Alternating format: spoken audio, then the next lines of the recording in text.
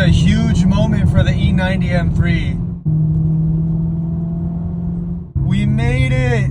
Literally zero issues on this car. I got it at 79,000 miles and it's at 100,000 and zero issues. When people say this car is not reliable, it's probably due to lack of maintenance or just having an unlucky, motor, because there are some defects from manufacturer. But yeah, 79K to 100,000, no issues at all, just regular maintenance. Just hit a huge milestone on my E90 M3. So like the title says, I just hit 100,000 miles on my E90 M3. I bought it at 79K, so I put just a bit over 21,000 onto the car. And I did that in under 2 years, but surprisingly, I've had zero issues. I've just done regular maintenance. But in this video, I'm gonna do a quick 100,000 mile update on my E90 M3. I'm gonna talk about the full journey, all the maintenance I've done, and what's to come in the future.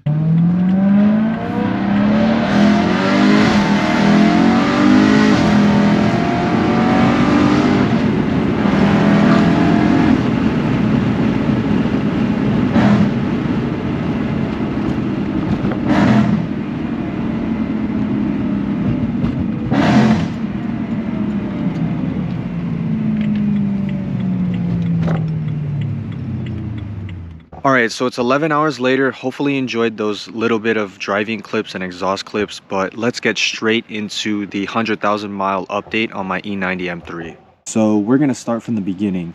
I did purchase this in October 2022. It was towards the later end of October. I think it was like October 30th or something. But I purchased it with 79,000 miles and it's currently sitting around 100,300 miles. So I did put about 21,000 miles more onto it from the time frame of October 2022 all the way to February 2024. It's actually February 29th, 2024. So I think it's under 1.5 years. So I don't know what the math is on that, but I think that's a decent amount of mileage to put on these cars, especially from some of the other owners who never take their car out or they store it for the winter and stuff like that. I've heard of some people saying they don't even put 1,000 miles on these cars in a month, which is crazy to me. I think you need to drive these cars. Definitely don't want them to sit.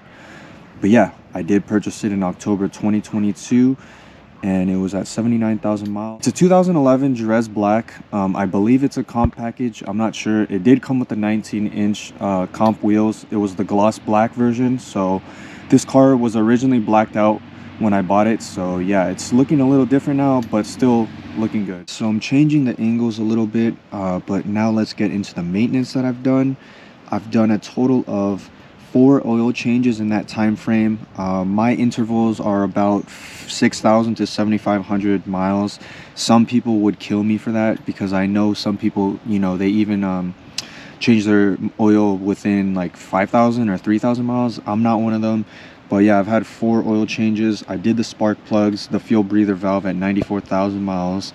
I did the valve cover, timing cover at 97,000 miles. And the rod bearings were done prior to me buying the car. So I think it was done around 77,000 miles.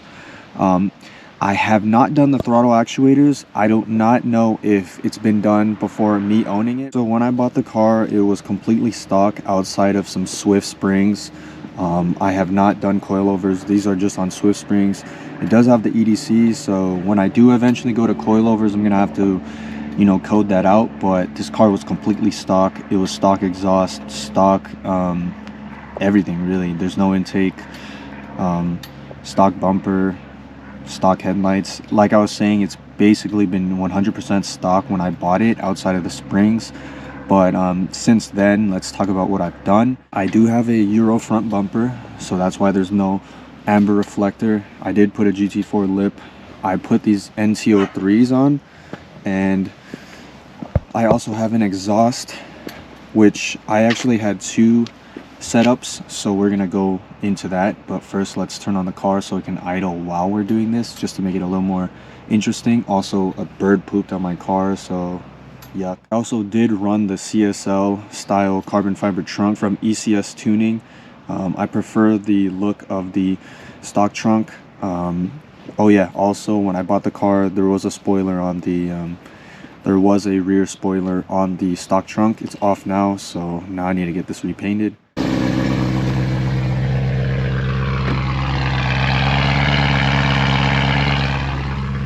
neighbors are gonna hate me. Let me turn this off.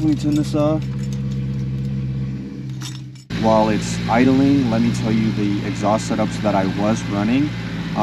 So obviously we had the stock exhaust, but the first setup I had was the Mach Schnell X-Pipe with high flow cats, and then a M Performance rear muffler.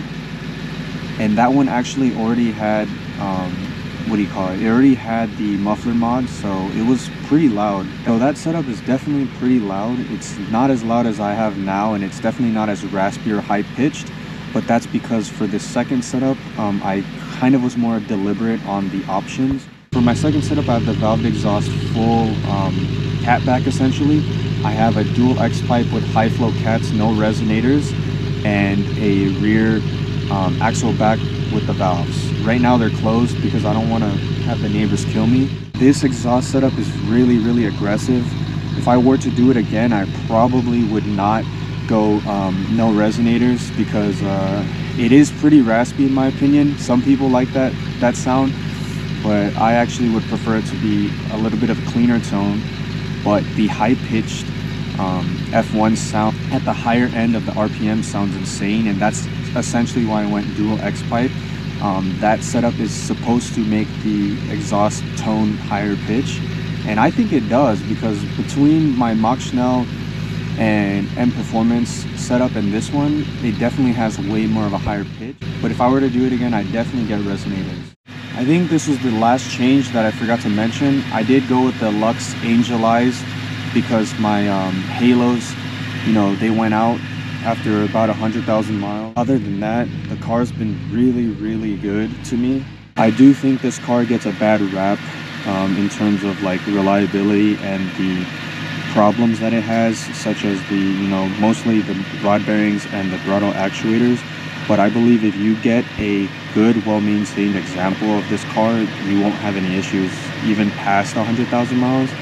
I'm also speaking, you know, for myself. I'm hoping to manifest this in the future, but yeah, this car hasn't given me any issues outside of the potentially failing throttle actuators. But at 100,000 miles with no change, I can't really complain, because I've heard of people switching these out even in like the 50,000 mile range. So yeah, they might be on their way out, but other than that, I haven't had no issues on this car. But to close out the video, I just want to talk about what I have in the future for this car.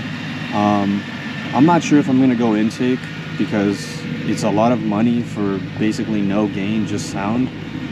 But I am planning to get a GTS wing or a GT4 wing, so that should be coming soon. I probably do want to get different wheels. I don't know what to get yet. Comment down below what you think I should get. But yeah, I'll be getting that done, and maybe a tune, to be honest. I'm not even sure, but let me know what you'd like to see for the E90. This has been great, you know, going from 79,000 to 100,000 miles. I'm hoping to get it up to like even 200,000 if possible. But yeah, let's check it out right here.